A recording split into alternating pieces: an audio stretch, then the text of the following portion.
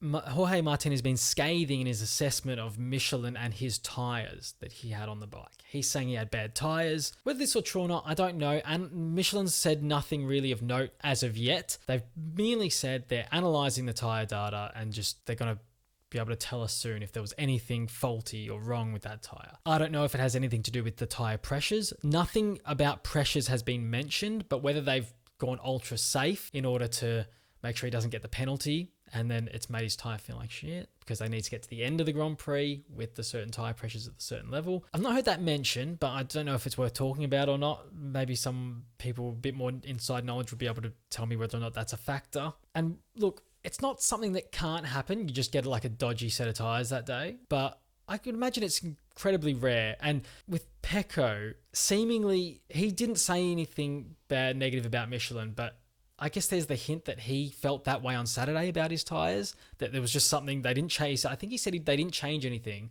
but the pace wasn't there.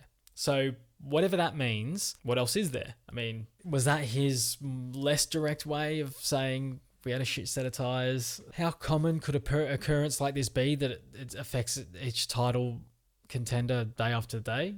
I mean, I don't know. Like, there is a factor in this where, look, I'm not inclined to tell the guy is wrong. Maybe it is a bad set of tyres, but what does that even mean? Like, I don't have enough technical knowledge on rubber to know what that could possibly be. Like, is it labelled as the wrong compound? Like, what do they mean by that? Has it been stored wrong and it affects the grip in the tyre or the hardness of the tyre? I've got no idea what that means. I know they're very complicated things, compounds and rubber compounds and things like that. Tyres are a really complicated aspect of all kinds of motorsport. You know, I'm going to look into this more as the week goes on and see, especially if anything does come out from Michelin to explain what might have happened. Is there anything to the fact that maybe when he didn't get off the line well and the tyre's spinning up and he's all over the place, is it just instantly in his head, this tyre's fucked? This tyre is fucked. I've got I've been given a dodgy set. Like, does that enter his mind straight away, whether it's true or not? And then once that is in your head, are you thinking to yourself, well, I can't brake that late here. I can't trail brake in this deep. So I've got to start braking a bit earlier. I can't accelerate this. I can't accelerate this hard. I've got a dodgy set of tyres on. Look what it did to me on the line. I can't lean in at this angle, at this speed. And is it just because it's in your head that you've been given a dodgy set of tyres because of what happened off the line? Is that then just playing on your mind?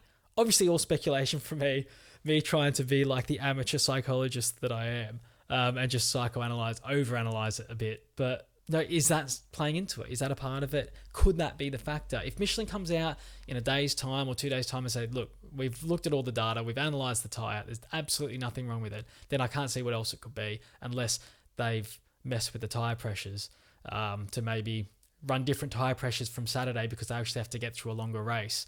That's the only other thing it could be. But it is interesting, and I will wait till we hear from Michelin on this one, because if it does turn out to be a fault on the tyre, it's absolutely, I mean, it's really unlucky, but I guess it's the same as having a fault on your bike or in your engine or something. The thing with motorsport is you can be as good as you want. You're always at the whim of the reliability of bike parts or car parts or whatever, and tyre is one of them.